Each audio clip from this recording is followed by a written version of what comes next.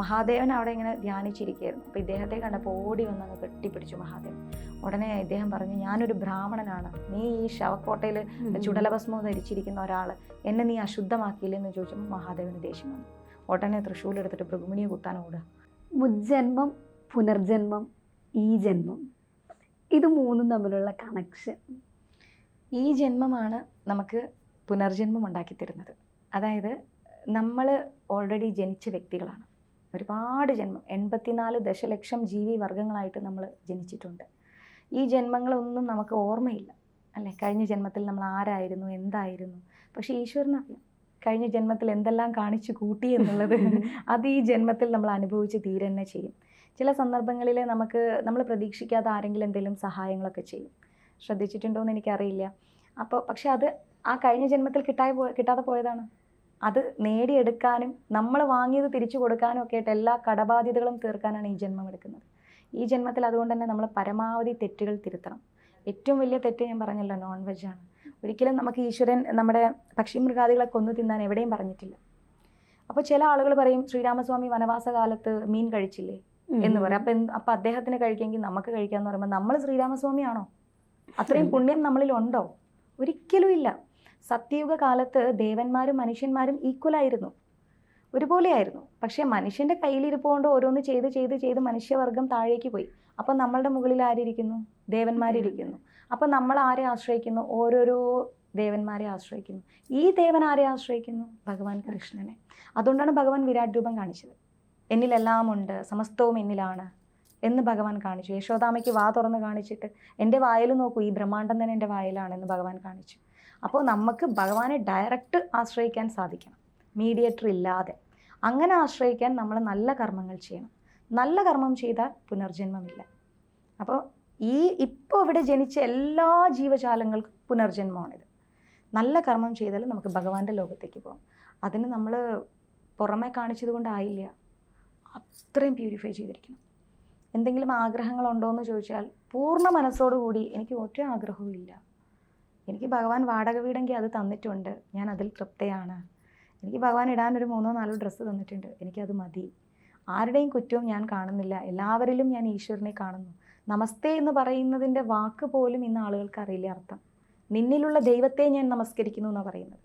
നമ്മുടെ ഹൃദയാന്തർഭാഗത്ത് പരമദിവ്യോത്തമ പുരുഷനായിരിക്കുന്ന ഭഗവാൻ കൃഷ്ണൻ പരമാത്മാവ് കുടികൊള്ളുന്നുണ്ട്. ആ ആത്മാവും പരമാത്മാവ്, അതായത് ജീവാത്മാവ് നമ്മളും പരമാത്മാവ് ഈശ്വരനുമാണ്.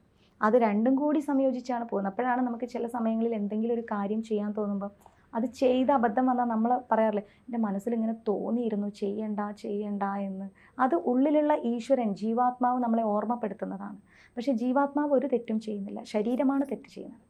ഈ ശരീരം നശ്വരമാണെന്നും ആത്മാവ് അനശ്വരമാണെന്നും തിരിച്ചറിയാൻ സാധിച്ചാൽ പുനർജന്മം ഒഴിവാക്കാം. കഴിഞ്ഞ ജന്മത്തിൻ്റെ 100% കോപ്പിയാണ് ഈ ജന്മം. 100%. മനുഷ്യജന്മം ഒന്നേ ഉള്ളൂ എന്നൊക്കെ പറഞ്ഞു കേട്ടിട്ടുണ്ട്.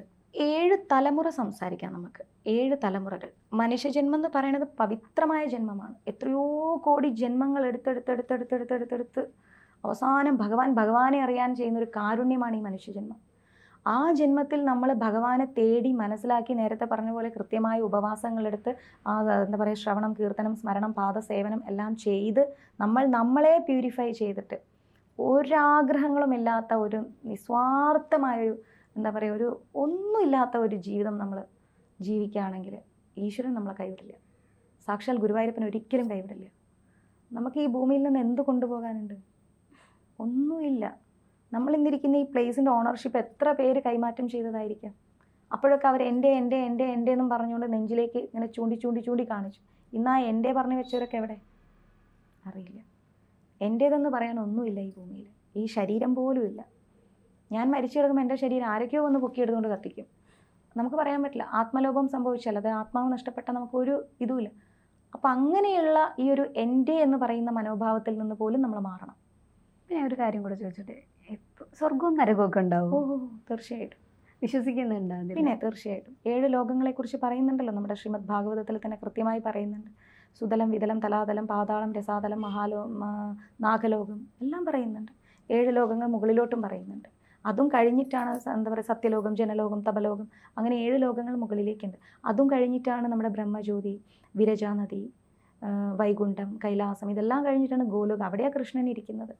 നമുക്ക് അത്രയും മുകളിലോട്ട് എത്താനൊന്നൊരു യോഗ്യതയില്ല. അവിടെ എത്തിയാൽ മാത്രമേ പുനർജന്മം ഇല്ലാണ്ടുള്ളൂ. അവിടെ എത്തിയിട്ടില്ല, മറ്റേത് ലോകത്ത് പോയാലും നമ്മൾ ചെയ്തതിൻ്റെ പുണ്യം തീർന്നു കഴിഞ്ഞാൽ തിരിച്ച് ഈ ഭൂമിയിലേക്ക് തന്നെ വരണം. ഈ ജന്മം കുറേ പുണ്യം ചെയ്തിട്ട് നമ്മൾ വേറെ ലോകങ്ങളിലേക്ക് പോയാൽ നമുക്കൊരു പരിധി ഉണ്ട് ആ ലോകത്ത് ജീവിക്കാൻ. ആ ഒരു സമയം കഴിയുമ്പോൾ വീണ്ടും നമ്മളിവിടെ ഒരു യോനിയിൽ ജനിക്കുകയാണ്. പുനർജന്മമായതുകൊണ്ടാണ് എല്ലാ മനുഷ്യർക്കും ഒരു ഉൾവിളിയുണ്ട്.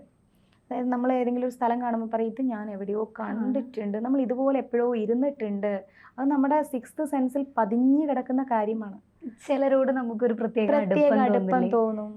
അപ്പോൾ നമ്മൾ പറയും, അയ്യോ എനിക്ക് ഭയങ്കര ഒരു കണക്ഷൻ തോന്നുന്നു. ചില വ്യക്തികൾ നന്നായിട്ട് കണക്റ്റ് ആവും, അവർ തമ്മിൽ വളരെയധികം സിങ്കായി. അതിൽ എൻ്റെ പ്രധാനപ്പെട്ട എനിക്ക് പറയാനുള്ള എൻ്റെ ലൈഫിലുള്ള നമ്മുടെ ട്രസ്റ്റിൻ്റെ സെക്രട്ടറി ദിവ്യയാണ്. സോ എവിടെയോ ആയിരുന്നു ദിവ്യ, വളരെ അവിചാരിതമായി ക്ലാസ്സിലൂടെ കണ്ടു പരിചയപ്പെടും. ഇപ്പം ഞങ്ങൾ ഒരുമിച്ചാണ് ഈശ്വരൻ്റെ സേവനം ചെയ്യുന്നതെല്ലാം. അപ്പം അങ്ങനെയുള്ള കുറേ വ്യക്തിബന്ധങ്ങൾ നമ്മളിലേക്ക് വരും. ഇതൊക്കെ പുനർജന്മ ബന്ധം മീൻസ് കഴിഞ്ഞു പോയ മുജ്ജന്മ ബന്ധത്തിൻ്റെ അടിസ്ഥാനത്തിലാണ് വരുന്നത്. ചിലപ്പോൾ ഗതികെട്ട് നമ്മൾ നിൽക്കുമ്പോൾ ആരെങ്കിലുമൊക്കെ സഹായം ചെയ്യും, നമ്മൾ അവരെ ഒരിക്കലും കണ്ടിട്ട് പോലും ഉണ്ടാവില്ല. അതൊക്കെ മുജ്ജന്മ കണക്ഷൻസ് ആണ്. ഇങ്ങനെ ഓരോ നിമിഷവും ചെയ്യുന്ന സഹായങ്ങളാണ് നമ്മുടെ പുണ്യത്തെ കൂട്ടിക്കൊണ്ടിരിക്കുന്നത്. നമ്മൾ സമ്പാദിക്കുന്ന പണമോ പേരോ പ്രശസ്തിയല്ല നമ്മുടെ പുണ്യം കൂട്ടുന്നത്. നന്മ, സാത്വിക ജീവിതം, നമ്മളെ ഓപ്പോസിറ്റ് ഇരിക്കുന്ന വ്യക്തിയെ മനസ്സിലാക്കാൻ ശ്രമിക്കുക, ഇതൊക്കെ ഒരു പുണ്യത്തിൻ്റെ ഭാഗമാണ്. ഈ പുണ്യം നമുക്ക് ഓട്ടോമാറ്റിക്കലി നമ്മുടെ ലൈഫിൽ റിഫ്ലക്റ്റ് ആവും. അപ്പോൾ ആളുകൾ പറയും, എത്ര ഈശ്വരനെ വിളിക്കുന്ന, ചെയ്യാത്ത വഴിപാടില്ല, ഒന്നും ശരിയാവുന്നില്ല. നമ്മൾ എന്തെങ്കിലും അങ്ങോട്ട് ചെയ്തിട്ട് ഇങ്ങോട്ട് വാങ്ങാൻ ഈശ്വരൻ നമ്മുടെ ജോലിക്കാരനല്ല. അതാദ്യം മനസ്സിലാക്കുക. എല്ലാ ബ്രഹ്മാണ്ടങ്ങൾക്കും അധിപതിയായിരിക്കുന്ന ഭഗവാൻ എന്തിനാ നമ്മൾ കൊടുക്കുന്ന ഗോൾഡ് അല്ലെ പണം? ഭക്ഷസ്ഥാനത്ത് ലക്ഷ്മി ദേവി തന്നെ ഇരിക്കുന്നുണ്ട്, അദ്ദേഹത്തിന് നമ്മളെന്തിനാ പണം കൊടുക്കുന്നത്? അപ്പോൾ ഇതെല്ലാം മാറ്റി നിർത്തിയിട്ട് സാത്വികമായിട്ട് ഈശ്വരനെ ആരാധിക്കുകയാണെങ്കിൽ ഈ പുനർജന്മം നമുക്ക് ഉണ്ടാവില്ല. നമുക്ക് ഈശ്വരൻ്റെ അടുത്തേക്ക് പോകാം. അങ്ങനെ വന്നു പോയതല്ലേ നമ്മുടെ പൂന്താനം തിരുമേനിയൊക്കെ. ഗോലോകത്തല്ലേ അവരിയ്ക്കുന്നത്, അവരെയാണ് മഞ്ജരികൾ എന്ന് പറയുന്നത്. ഭഗവാന്റെ ലോകത്ത് ഭഗവാന് സേവനം ചെയ്യുന്ന വ്യക്തികളെ മഞ്ജരികൾ എന്നാണ് വിളിക്കുക. അങ്ങനെയാണ് ഞങ്ങൾ ഞങ്ങളുടെ ട്രസ്റ്റിന് ഗുരുവായൂർ മഞ്ജരീസ് എന്ന് പേര് വെച്ചത്. മഞ്ജരികൾ എന്ന് പറഞ്ഞാൽ ഈശ്വര സേവ ചെയ്യുന്നത്. ആ ഈശ്വര സേവ ചെയ്യാന്ന് പറയുമ്പോൾ ഈശ്വരനെ എന്താ പറയുക, ആരതി ഒഴിയുക, ഈശ്വരന് നേദ്യം വെക്കുക എന്നുള്ളതിലുപരി ഭഗവാന്റെ ഭക്തരെ അറിയാൻ ശ്രമിക്കണം, അവർക്ക് വേണ്ട സേവനം ചെയ്യാൻ ശ്രദ്ധിക്കണം.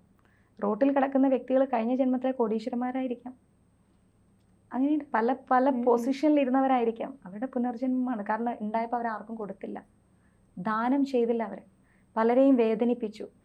ഈ ജന്മത്തിൽ നമ്മൾ അകാരണമായി ഒരാളെ തല്ലിയിട്ടുണ്ടെങ്കിൽ ഈ തല്ല് തിരിച്ചു മേടിക്കാൻ നമ്മളിവിടെ പുനർജനിക്കും. തിരിച്ച് മേടിച്ചിട്ടേ നമ്മൾ പോകും. ശ്രീനിവാസ പെരുമാളുടെ കല്യാണത്തിൽ അത് പ്രത്യേകം പറയുന്നുണ്ട്. അത് പറയണോ കല്യാണത്തിൻ്റെ കഥ? ശ്രീനിവാസ പെരുമാൾ എന്ന് പറഞ്ഞു കഴിഞ്ഞാൽ എല്ലാവർക്കും അറിയാം, വെങ്കിടാചലപതി, അദ്ദേഹത്തെ അറിയാം. ഇന്ന് എല്ലാവരും എന്തിനാ തിരുപ്പതി ഓടുന്നത്? ഭഗവാൻ കാശ് തരും, 1000 കൊടുത്താൽ 2000. ഈ എക്സ്പെക്റ്റേഷൻ ഇല്ലാതെ ഞാൻ ബാലാജിയുടെ പാദങ്ങൾ സന്ദർശിക്കാനാണ് പോകുന്നത് എന്നൊരു മനസ്സോടുകൂടി പോയി നോക്കൂ.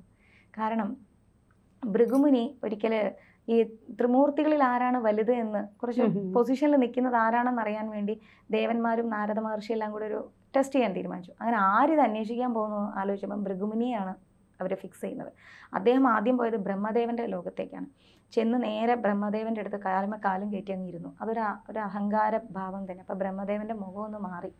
ഓ, ഇവൻ എൻ്റെ സദസ്സിൽ വന്നിട്ട് എൻ്റെ മുമ്പിൽ കാലും കയറ്റിയിരിക്കുന്നു. അപ്പോൾ ആ ചിന്ത സാത്വികതയല്ല. 3 ഗുണങ്ങളുണ്ടല്ലോ നമുക്ക്, രജോഗുണം, തമോഗുണം, സാത്വിക ഗുണം. സാത്വിക ഗുണമാണ് ഏറ്റവും ടോപ്പസ്റ്റ്. അപ്പോൾ ഭൃഗുമുനിക്ക് മനസ്സിലായി ബ്രഹ്മദേവൻ സാത്വികതയിലല്ല. കാരണം ദേഷ്യഭാവം വന്നു. ഉടനെ മഹാദേവൻ്റെ അടുത്തേക്ക് പോയി. വൈകുണ്ഠത്തിൽ മഹാദേവൻ അവിടെ ഇങ്ങനെ ധ്യാനിച്ചിരിക്കുകയായിരുന്നു. അപ്പോൾ ഇദ്ദേഹത്തെ കണ്ടപ്പോൾ ഓടി വന്ന് അങ്ങ് കെട്ടിപ്പിടിച്ചു മഹാദേവൻ. ഉടനെ ഇദ്ദേഹം പറഞ്ഞു, ഞാനൊരു ബ്രാഹ്മണനാണ്, നീ ഈ ശവക്കോട്ടയിൽ ചുടലഭസ്മം ധരിച്ചിരിക്കുന്ന ഒരാൾ, എന്നെ നീ അശുദ്ധമാക്കിയില്ലെന്ന് ചോദിച്ചപ്പോൾ മഹാദേവന് ദേഷ്യം വന്നു. ഉടനെ തൃശ്ശൂലെടുത്തിട്ട് ഭൃഗുമുനിയെ കുത്താൻ ഓടുക.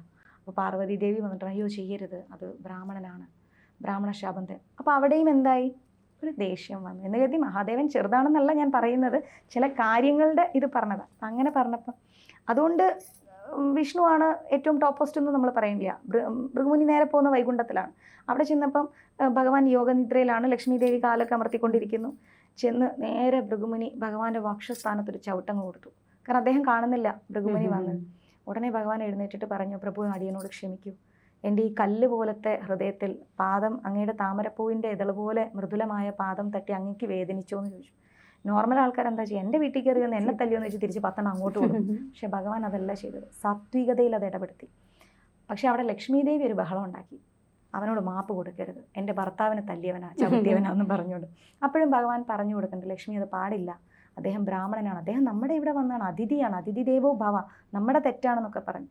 പൊതുവേ ഭാര്യമാരുടെ സ്വഭാവം ലക്ഷ്മി ദേവി എടുത്തു. എൻ്റെ വാക്കിന് വിലയില്ലേ, ഞാനിതേ പോകണമെന്ന് പറഞ്ഞു. ദേവി വൈകുണ്ഠത്തിൽ നിന്ന് ഇറങ്ങി അങ്ങ് പോയി. അതോടുകൂടി ലക്ഷ്മിത്വം മുഴുവൻ നഷ്ടപ്പെട്ടു വൈകുണ്ഠത്തിൽ. ഭഗവാൻ ലക്ഷ്മിയെ അന്വേഷിച്ചുകൊണ്ട് എവിടെ വരുന്നു? ദേവിയെ അന്വേഷിച്ച് ഭൂമിയിൽ വന്നു. ഭഗവാൻ വന്നപ്പോൾ ലോകപരിപാലനം താറുമാറിലായി. ഉടനെ മഹാദേവനും ബ്രഹ്മദേവനും പറഞ്ഞു, ഇനി എന്ത് ചെയ്യും, നമുക്ക് ഭഗവാൻ വേണമല്ലോ എന്നിങ്ങനെ പറഞ്ഞു. അങ്ങനെ ഇരിക്കെ ബ്രഹ്മദേവൻ ഇങ്ങനെ ഒരു പശുവിൻ്റെ രൂപത്തിൽ അദ്ദേഹത്തെ നോക്കിക്കൊണ്ട് പോകുമ്പം ഒരു ഗോശാലയുടെ അടുത്ത് പുറ്റിൻ്റെ അകത്ത് ഭഗവാൻ ഇരിക്കുകയാണ്. ദേവിയെ അന്വേഷിച്ച് വിഷമത്തോടെ ഇങ്ങനെ ഇരിക്കുമ്പം ആ ഗോശാലയിൽ ബ്രഹ്മദേവൻ ഒരു പശുവായിട്ട് അവിടെ ചെന്ന് നിന്നു. എന്നിട്ട് ദിവസവും വന്നിട്ട് ഈ പുറ്റിൻ്റെ മുകളിൽ എന്തായി, പാല് ചുരത്താൻ തുടങ്ങി. അപ്പോൾ ഗോശാലയുടെ ഓണർ കരുതി, ഈ പശു മാത്രം വന്ന് ഈ മൺകൂനയിൽ എന്തിനാ ഈ പാല് കൊടുക്കുന്നത്, ഇതിൻ്റെ അകത്ത് എന്താണെന്ന് അറിയാൻ വേണ്ടി അദ്ദേഹം ഒരു വെട്ടങ്ങട് വെട്ടിയ മൺകൂനെ. ആ അടി കൊള്ളുന്നത് ശ്രീനിവാസ പെരുമാളുടെ നെറ്റിയിലാണ്. അതുകൊണ്ടാണ് അവിടെ വലിയ തിലകം അദ്ദേഹം വെക്കുന്നുണ്ടല്ലോ, മുഴുവൻ ബ്ലഡ് വന്നു. അപ്പോൾ അദ്ദേഹം പറഞ്ഞു, ക്ഷമിക്കണം, ബ്രഹ്മദേവന് തെറ്റൊന്നും സംഭവിച്ചില്ല, അത് ഞാനിവിടെ ഉള്ളതുകൊണ്ട് എനിക്ക് പാല് തന്നുകൊണ്ടിരുന്നതാണ്. ഈ ഗോശാലയുടെ ഓണർ മാപ്പൊക്കെ ചോദിച്ചു പോയി. പക്ഷെ എന്നിട്ടും അദ്ദേഹം ദേവിയെ അന്വേഷിക്കുന്നത് നിർത്തുന്നില്ല. ജ്യോതിഷമോ വാസ്തുവോ പൂജയോ നിങ്ങൾക്ക് ആവശ്യമുണ്ടോ? താഴെ കാണുന്ന നമ്പറിൽ വാട്സപ്പ് ചെയ്യൂ. നിങ്ങൾ ചെയ്യേണ്ടത് ഇത്രമാത്രം: താഴെ കാണുന്ന നമ്പർ നിങ്ങളുടെ മൊബൈലിൽ സേവ് ചെയ്യൂ. അതിനുശേഷം ഞങ്ങളുടെ നമ്പറിലേക്ക് വാട്സപ്പിലേക്ക് ഹായ് അയയ്ക്കൂ. ജ്യോതിഷ സംബന്ധമായ എല്ലാ ആവശ്യങ്ങൾക്കും ABC മലയാളം നിങ്ങളോടൊപ്പമുണ്ട്.